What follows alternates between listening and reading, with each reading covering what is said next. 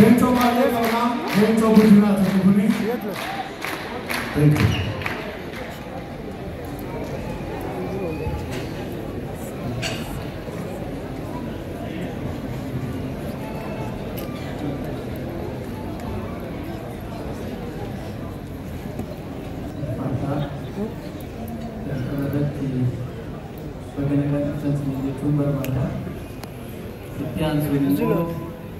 Rabbi guddaa haqa walitti mukame kana galateeffachuun barbaada.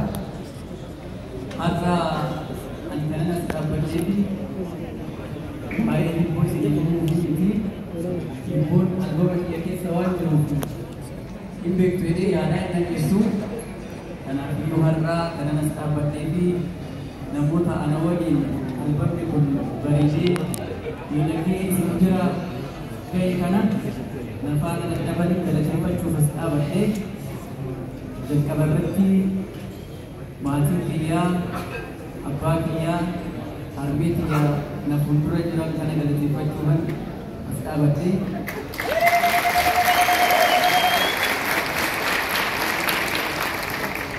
akkasuma isinillee na kabajanii aartii kabajanii asitti argamu keessatti ulfaadhaa jechaa kabajaan isin natti hortan kana abbaa kiyyatu na qonxotee na gorsee na guddisee asiin na ga'e. Kanaaf abbaa kiyya kabaja kana arguu keetti lubbuun jiraattee jaalala uummataa naaf qabu kana arguu keetiif ulfaadhu galatoomsi jechuun barbaada.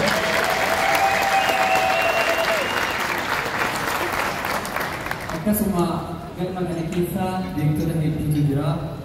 Artistoota ani jaaladhu fi ani kabaju ani ilaalaa fudhadhee as keessa jira.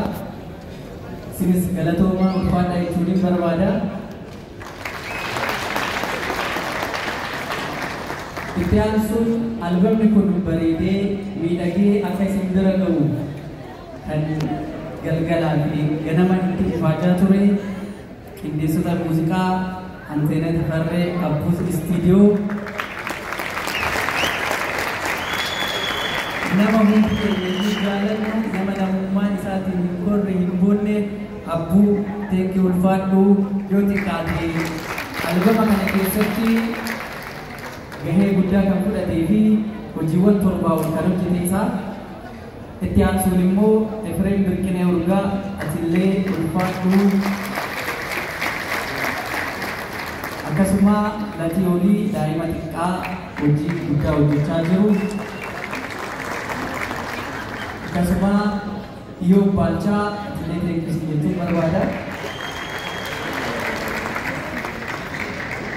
Gama walaloo fi yeedaloon immoo kan hojii kana naa bareechaa turan galgalaa fi ganama na waliin dhamaa turan Keewul Laggasaa, Lalisaa Idriis, Zeenuu Maabuu, Isqiyaas Mazammir, Zaraa Buruuk Simaw, Dichoo Beek, Ibiddoo Galaan warreen kun hojii kiyyaa akka bareedee miidhagee isin bira ga'u kan na gargaaraa turanii kan yeedaloof walaloo hojjechaa turanii isinillee ulfaadhaa jechuun barbaada.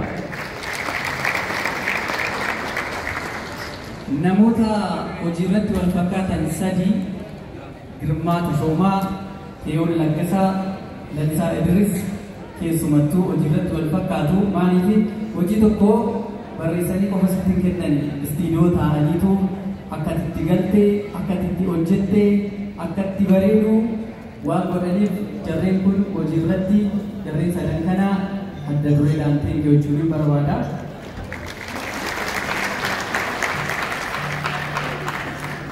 Fi hojiin kun immoo bareedee miidhagee akka isin bira ga'uuf Buruuk Girmaa yookaan immoo Buraati Art Promotion ulfaadhu isin jechuun barbaada. Dhumarratti galata addaa barreessaa walalooti, barreessaa kitaabaati, taatoodha, daariktera sirbootaati. Nama waa hundaan guutuu beektu ani amala isaa kana jedhee dubbachuu hin beeku. Namni isa beeku hundiyyuu hin beeka jedhee yaada. Artisti Girmaa Tashoomaa ani siibsuu danda'u.